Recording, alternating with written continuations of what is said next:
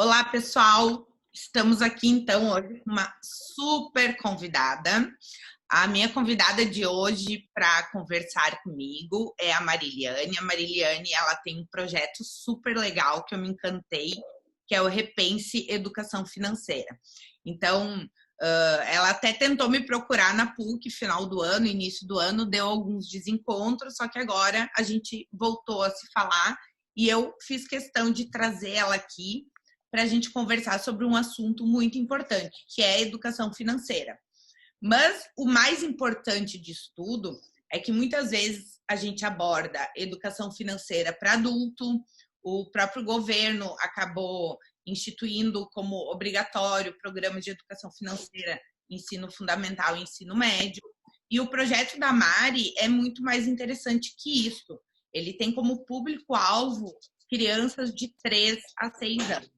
Então, Mari, eu queria que tu comentasse um pouquinho do teu projeto e o porquê esse público-alvo diferente de tudo, essa inovação, digamos assim, dentro dos programas de educação financeira. Tá bom. Primeiro, Fred, muito obrigada pela oportunidade para eu falar do meu projeto. Já tinha te procurado mesmo, porque eu tinha tu como uma referência, tenho como uma referência, né, da psicologia econômica aqui no Sul. Então, como eu agrego várias fontes da psicologia a educação financeira, então eu queria que a gente tivesse essa conversa, assim. E por que eu escolhi esse público de 3 a 6? Porque é justamente na fase onde as conexões neurais são mais fortes. Tudo que a criança aprende nessa faixa etária fica mais reforçado, né? É como se ela estivesse fazendo, antes disso, um desenho, um rabisco com lápis. E a partir dessa idade, ela já tem recursos para fazer isso com uma caneta hidrocor, por exemplo, e reforçar bem essas conexões e até estender esse comportamento, né? Fazer uma correlação dessa causa e efeito com propagar para outras atividades, assim. Então, por isso que eu escolhi essa faixa. E é interessante que a Mari comentou, além disso tudo antes, que nessa faixa as crianças, como indivíduos, eles ainda não têm certas heurísticas. Heurísticas a gente trabalha como sendo atalhos mentais que fazem a gente tomar decisões financeiras de modo muito mais automático, mais intuitivo. Então, eu gerar o preço de referência de algum produto.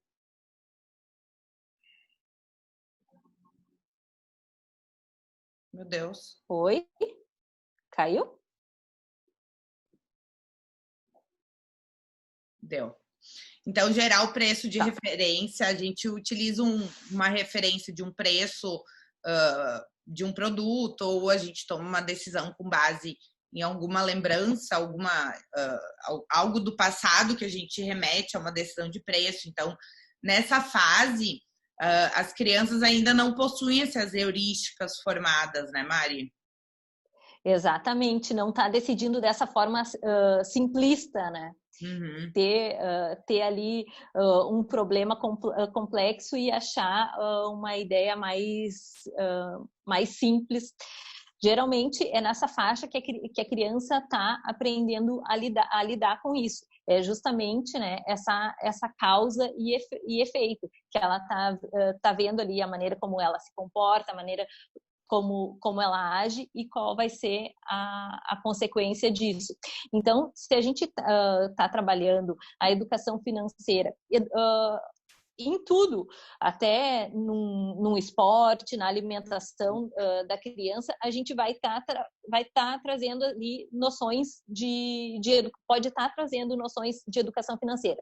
Só que a partir do momento que a gente enfatiza isso, que a gente fala com mais evidência, fica mais claro para a criança, né? Ela tem essa experiência para acrescentar no repertório dela.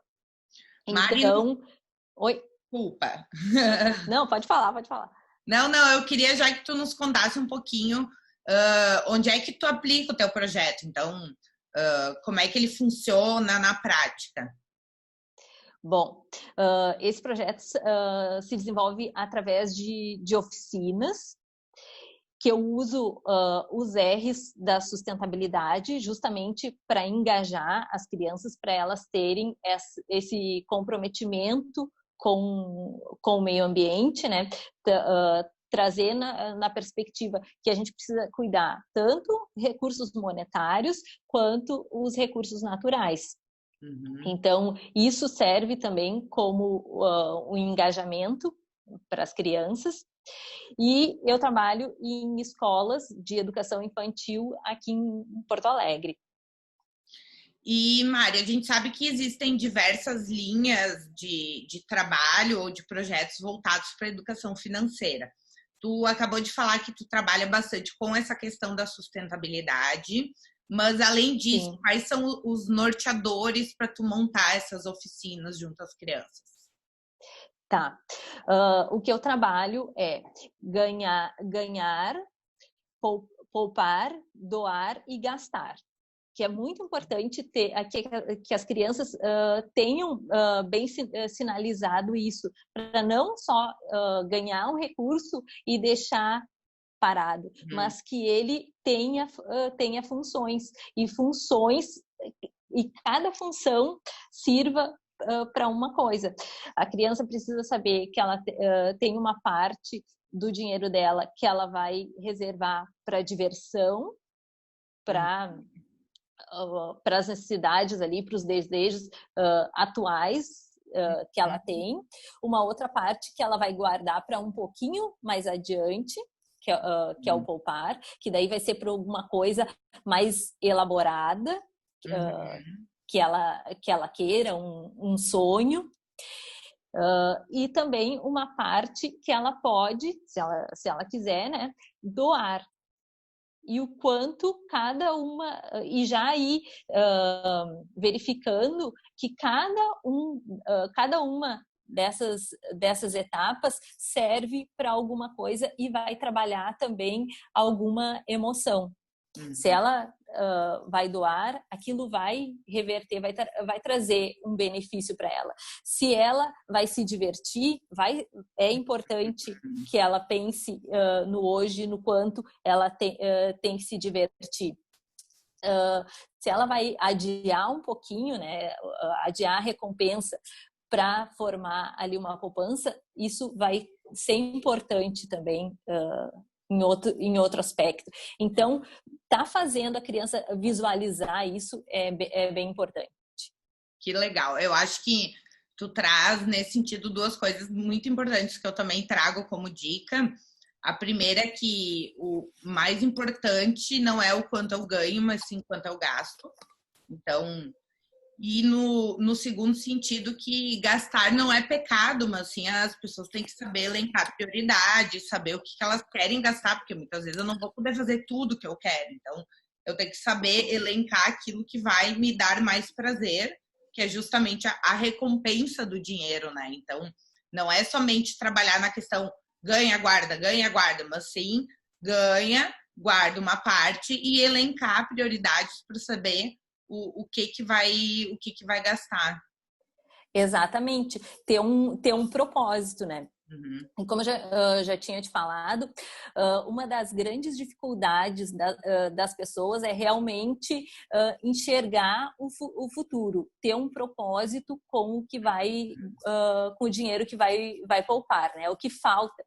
Vou guardar para quê? Falta um porquê. Para muitas pessoas, né? Às vezes a desorganização financeira ela tá ali porque faltou alguma coisa maior. Então a gente já trabalha com a criança desde pequena, que tu tem que saber, tu tem que ter um objetivo para para poupar, né?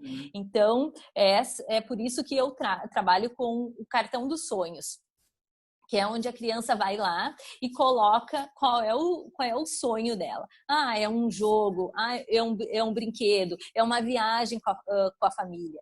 Então, tudo isso vai estar já servindo para construir essa noção de propósito, né? Que é justamente um dos problemas, um dos entraves que os adultos têm para não poupar.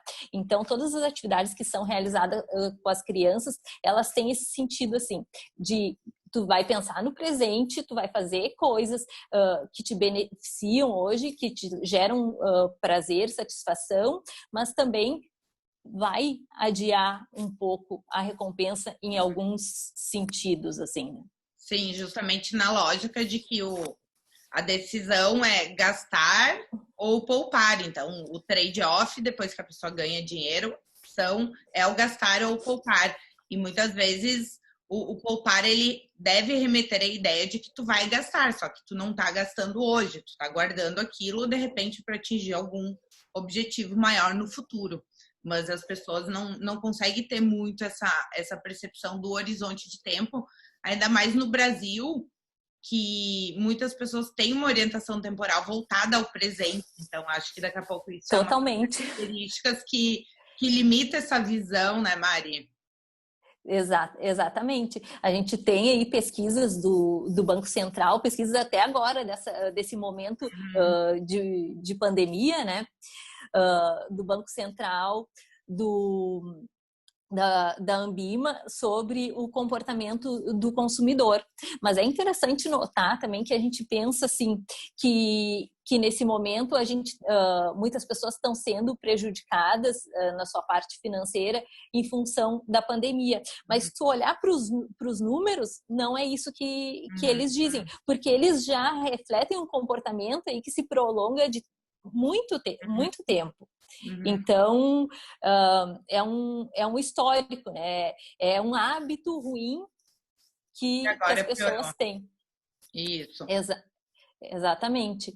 Então, é nisso que a gente trabalha, nessas barreiras que os adultos encontram para o não poupar e não se organizar financeiramente, que daí tu desenvolve um trabalho lá com as crianças. Claro que sempre respeitando o limite de entendimento da criança.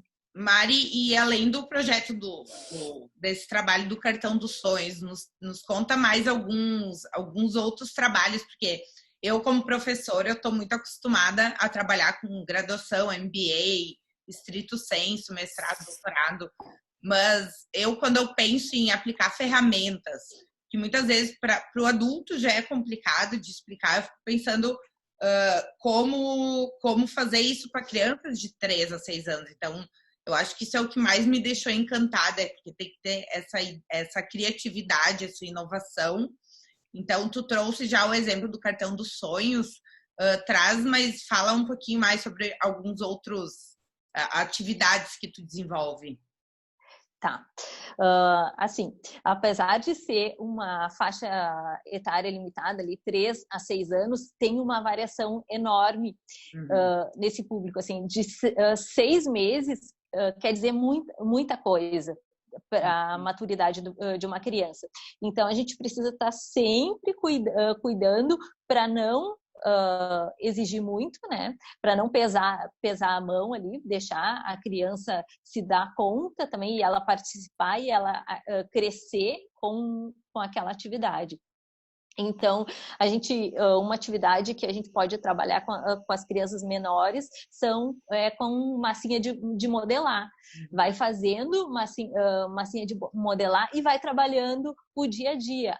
Como é que ela se comporta? Tudo colocar em terceira pessoa, porque fica mais fácil da criança assimilar. Então, ali ela já vai ter um panorama, né, do comportamento. Muitas vezes ela se identifica com aquele comportamento, ou ela identifica alguém da família ali, e ela consegue enxergar com mais propriedade.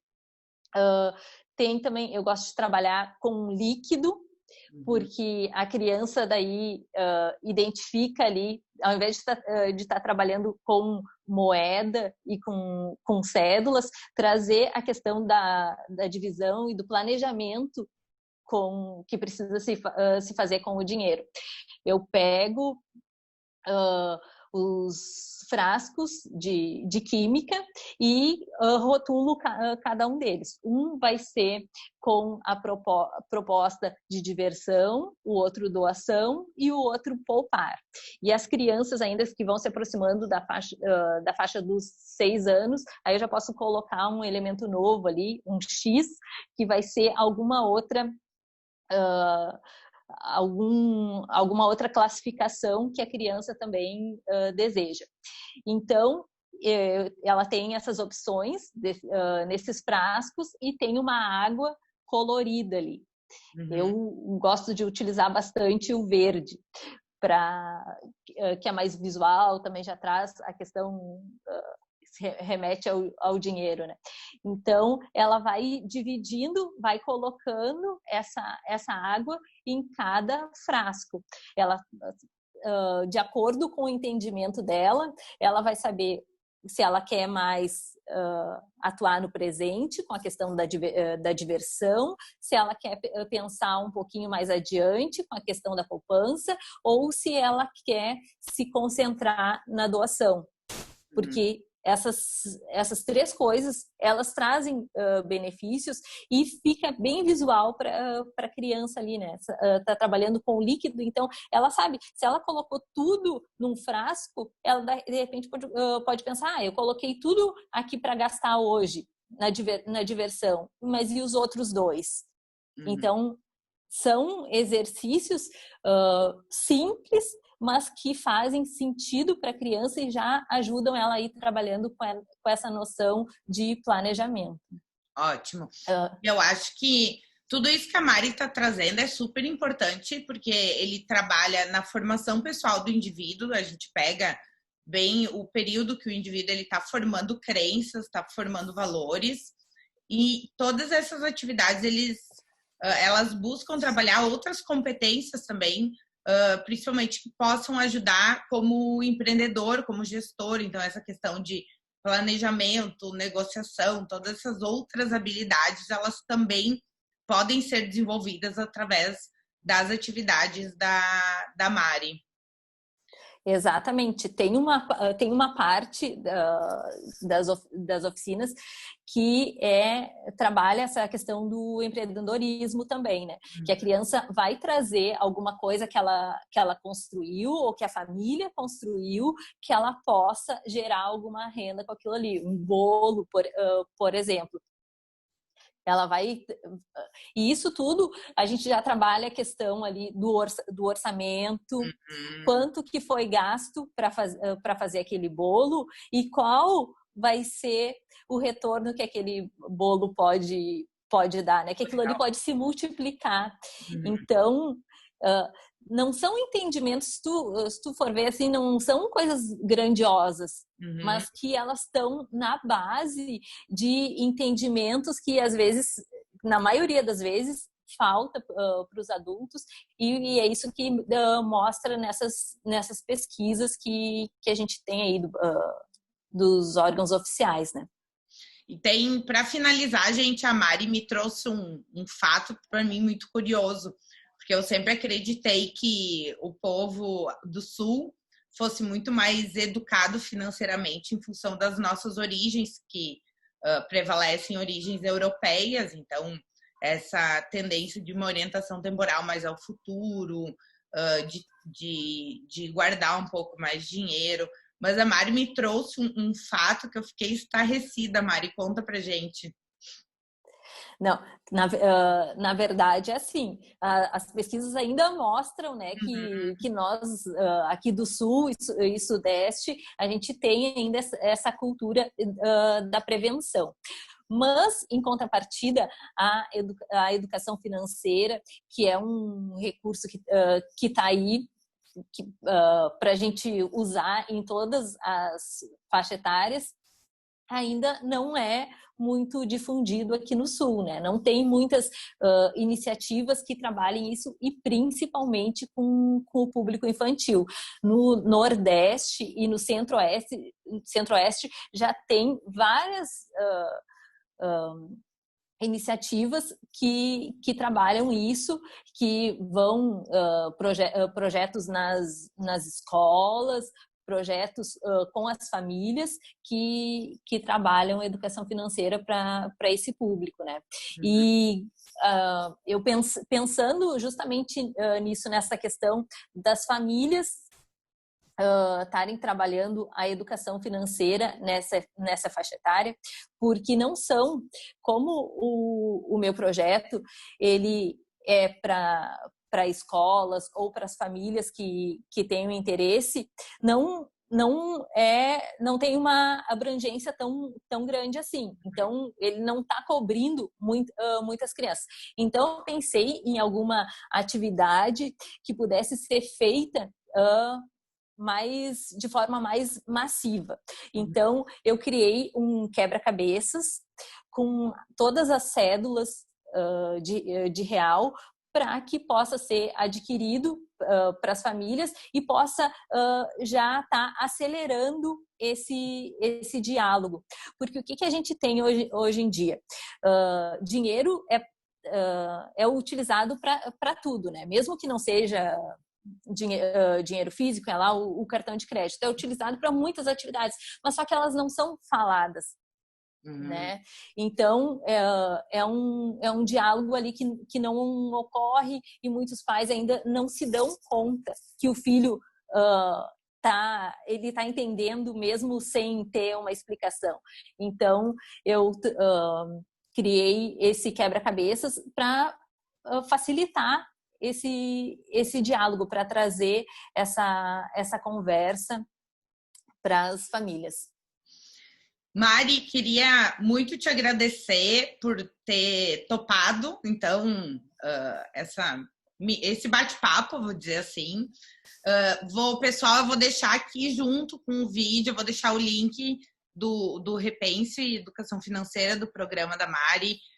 Quem quiser, entre em contato com ela. A gente sabe que nessa faixa etária a decisão é dos pais, então precisa vir dos pais a compreensão da necessidade de desenvolver essas habilidades e competências, e a Mari, ela vai estar à disposição para quem quiser entrar em contato com ela. Eu que te agradeço, Freire, por estar falando um pouco de educação financeira para crianças, que é o tema que me apaixonou. Eu tenho um filho, comecei esse trabalho na experiência mesmo com o meu filho, e eu acho que está dando super certo. Então, por isso que eu fui buscar mais recursos para colocar isso de uma maneira bem estruturada, para oferecer para as crianças. Então, muito obrigada pela oportunidade para eu estar te falando sobre esse projeto aqui, e acho que quanto mais crianças estiverem trabalhando com isso, mais as possibilidades maiores vão ser de realmente a gente ter de desenvolvimento, né?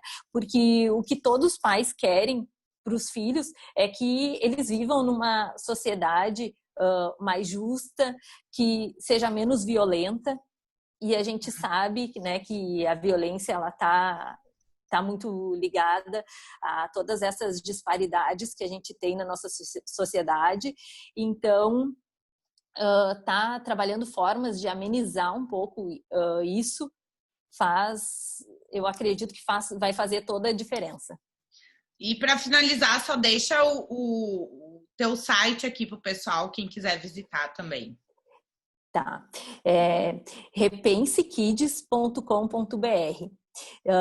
Eu comecei agora, faz pouco tempo, então ele está estruturado, mas em relação a conteúdo, eu estou começando a colocar ainda. Mas mesmo para aquelas pessoas que vão procurar informação e conteúdo pelo site, minha proposta é que tenha lá sempre dicas, orientações, tem muita pesquisa sobre comportamento infantil, comportamento econômico infantil, então eu quero sempre trazer essas pesquisas para colaborar com os pais, para que eles possam estar trabalhando essas habilidades com as crianças. Então tá, Mari, um beijo. Beijo, Viu? obrigada. Parabéns. Obrigada.